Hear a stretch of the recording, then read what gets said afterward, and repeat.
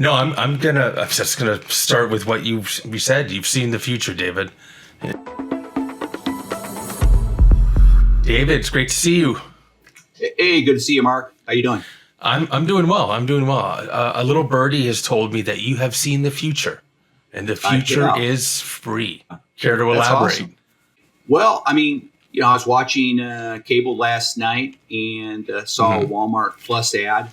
In their messaging, Walmart Plus includes free delivery. In another ad, maybe on another day, I don't want people to think I'm watching TV all the time. You see the DoorDash ad. you gotta unwind somehow. Yeah, and the young man, I think it's the son or grandson, is at a family dinner, and he stands up and says he's got some big announcement, and he says with DoorDash, and someone jumps up, yeah, Dash Pass, 0 delivery fee. So those are just two examples where one of the primary, or if not the primary message, is around some form or fashion of free delivery. When did you sense this shift? What was it? April of this year? Actually, it might have been April or May. April or May. One of those, actually, because it didn't hit really in the second quarter. We were bracing for it at the beginning of the third quarter. So I guess that would be May and June. Late May and June is when it happened. Yeah. Or when it first started to happen. It's still going on.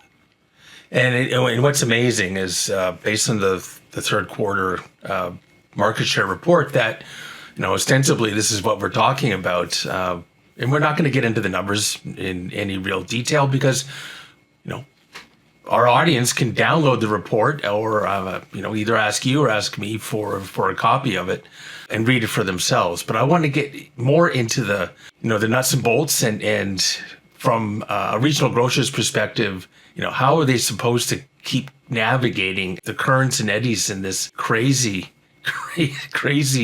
free delivery environment? Well, the short answer, it's going to be difficult if you're sitting with a fixed price point on delivery that the customer doesn't have the ability to avoid.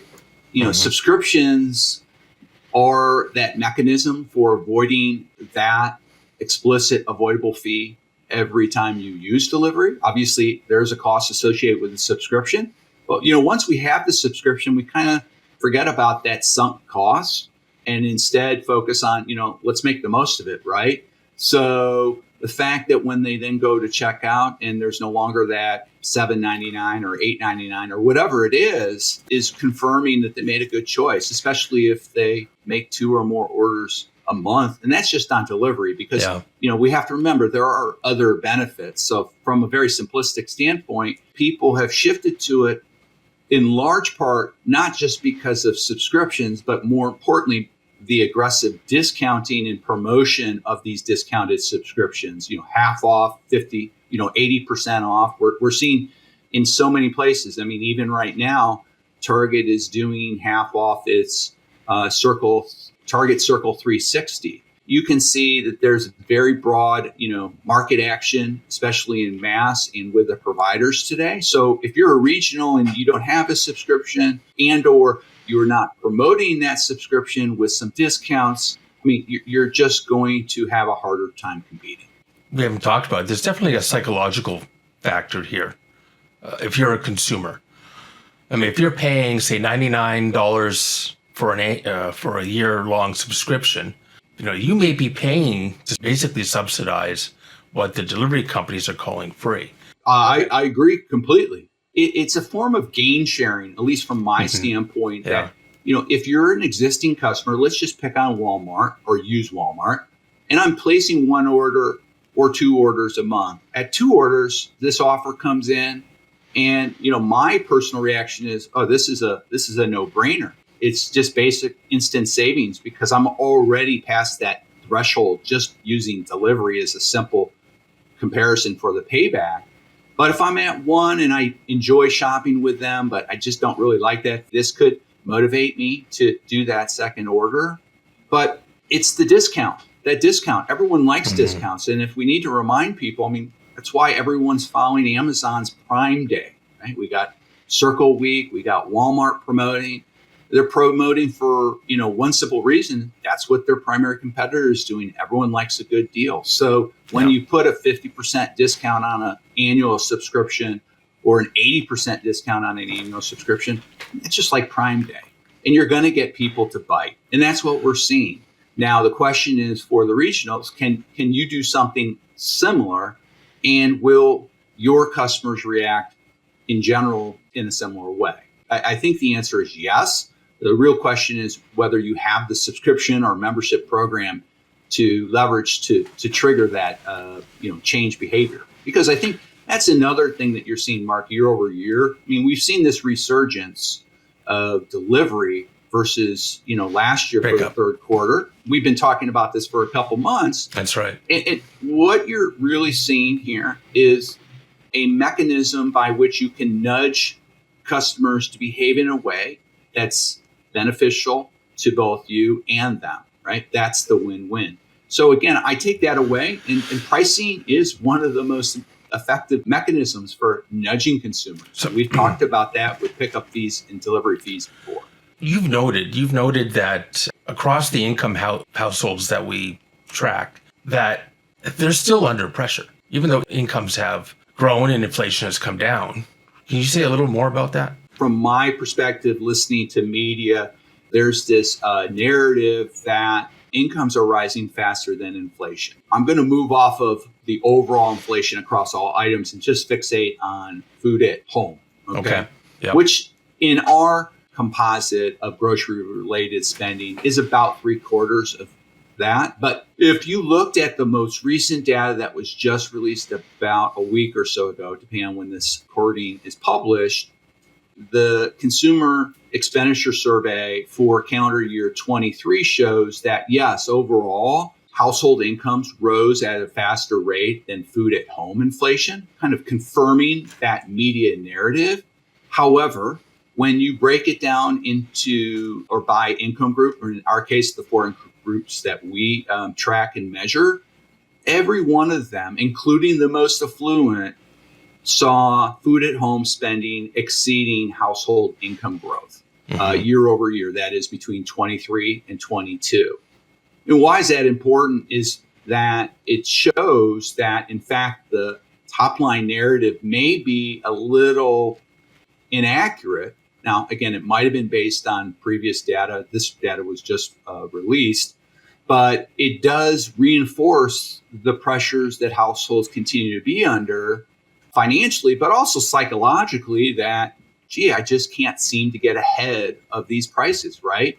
So that has reinforced what we understand when we look at the value equation, which is looking only at delivery for a minute, that while convenience overwhelmingly is the primary driver for usage of home delivery, when it comes to online grocery shopping, cost considerations have increased, and we can see that across income groups. This evidence would explain or help explain why that may be. And again, the discounts simply are the catalysts that have triggered faster adoption of these subscription programs, which in effect should allow those consumers to avoid paying more than necessary while saving more, assuming that they use it more. Yep. So when you step back and then look at that, it shouldn't be a surprise. And we've seen academic research, not in grocery, but maybe in food service delivery, that when subscriptions really start to take off, you see that those providers or retailers who are pursuing that tactic grow share of wallet. It grows the share of wallet by driving order frequency and overall spend with those households. But it also increases the entire pie because it reactivates either lapsed customers or makes very infrequent light users more active in the market. Yep. And that's what we're seeing now in grocery. Yeah, it's amazing the growth that we've seen in online compared to a year ago. Can you say a little more about that? We've seen a resurgence, and it appears as though we're lapping very easy a prior year where we had a lot of low points since COVID first hit our shores, many years ago.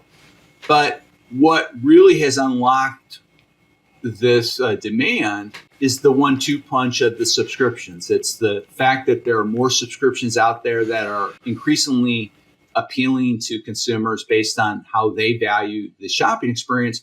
But it's secondly, those discounts that are really turbocharging the adoption and take rate of those today. And so it's just showing that there's still a lot of latent interest and demand for these services, whether it's pickup or delivery.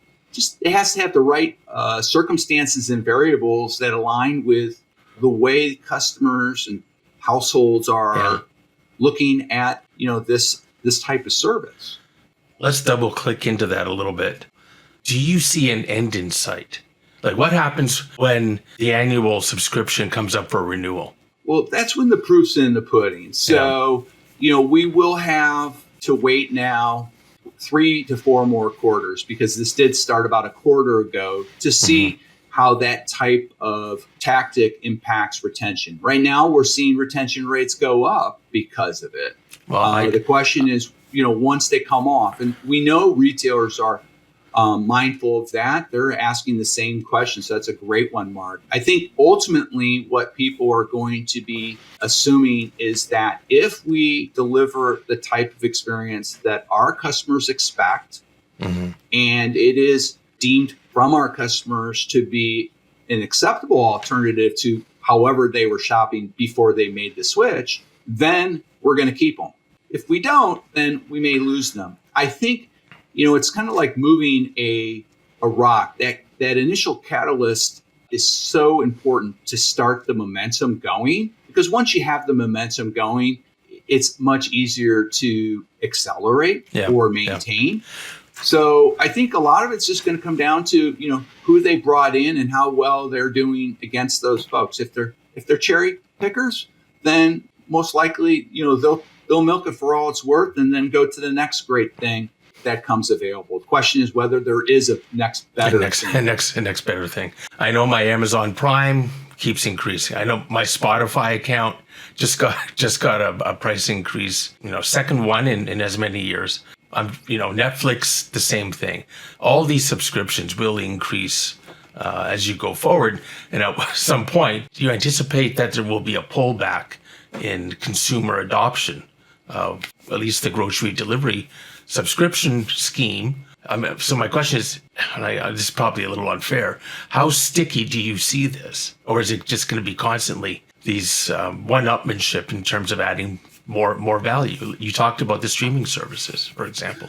I think for the regular online customer who appreciates the value that they get from using these types of services, and assuming that they enjoy shopping and like shopping from that retailer, I think it's going to be extremely sticky, especially for someone like Walmart who is continuing to strengthen this. And then I think, you have to look at someone like Amazon and how they've managed Prime to anticipate how other retailers may continue to adjust theirs. I mean, with Prime, they've continued to tweak the service also to help reduce the cost to serve in the service. And that in that case, it was primarily related to product returns, right? You can still get them picked up at your house, but it's going to cost $6 or $7.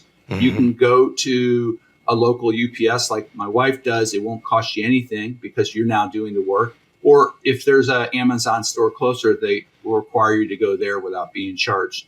But you can see some of those practices that they're enacting nudge consumer or customer behavior in ways that benefit, both. The customer avoids having to pay a fee and it saves the company. So I anticipate you'll see retailers like Walmart and Target and others who have that based on their own business model, finding ways to also drive greater efficiencies beyond simply just building up that membership base. Yeah. Now, let's take the angle of a regional grocer here and their perspective.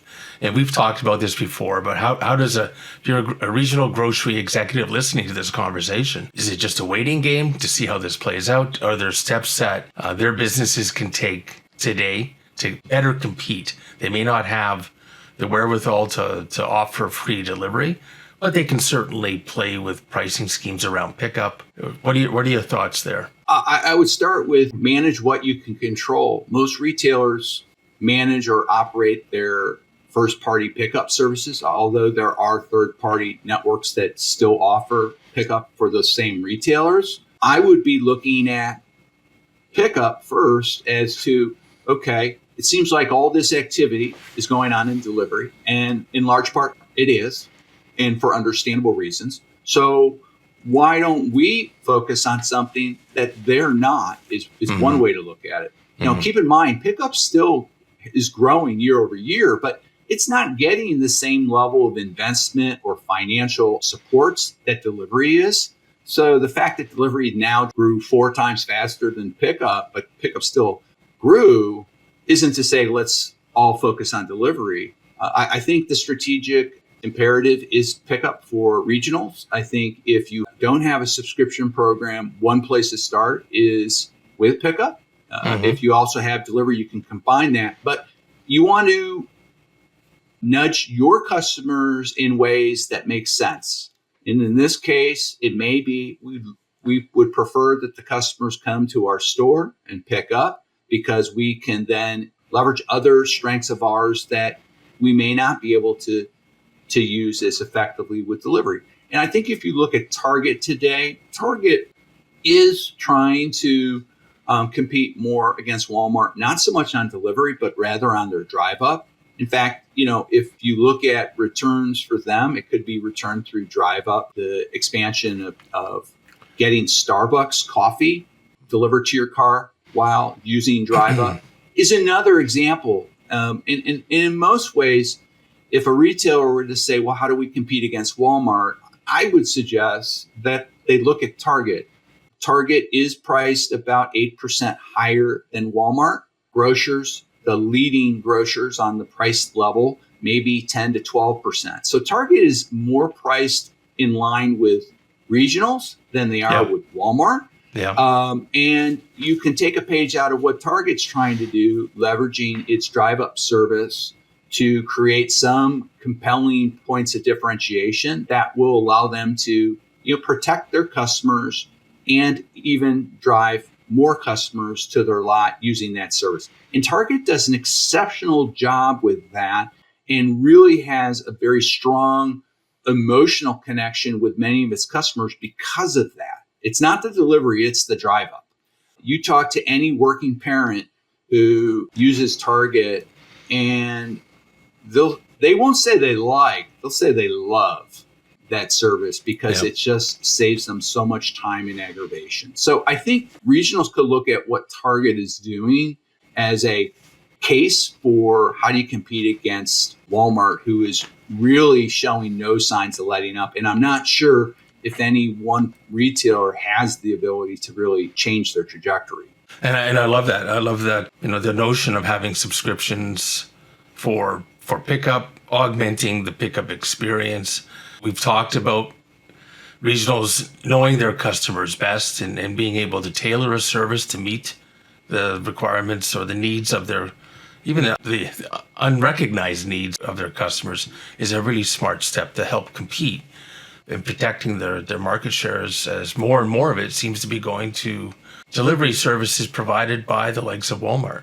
I think some of the anecdotal evidence that I've collected would suggest that another reason Walmart's having so much success with this is kind of multi-pronged. One, which I've mentioned before, is that they've extended free Walmart Plus memberships to Walmart employees. So as a regional, regionals could look at that as potentially an employee benefit, right? While also encouraging their employees to shop with them if they don't already, or shop more. Walmart also offers it to its Spark drivers who are eligible on a monthly basis. So they get a 1 month free Walmart Plus membership, assuming that they meet the eligibility requirements. So again, similar, but now expanding their pool to other, co-workers or contract workers that engage with them. That's and then smart. A third is that, we've been hearing more and more about families buying subscriptions for their elderly parents. And the in-home component of Walmart's delivery service appears to be picking up in this area based on, again, some of our secondary research or primary research in this area. All great advice, David. What do you think the fourth quarter holds? I think clearly, with a quarter under our belts, with this occurring this year, my sense, we haven't looked at the numbers yet, is that we're going to see a continuation of this strong year-over-year growth. I would anticipate the fourth quarter maybe even being stronger year over year than what we saw this quarter, but I don't know yet.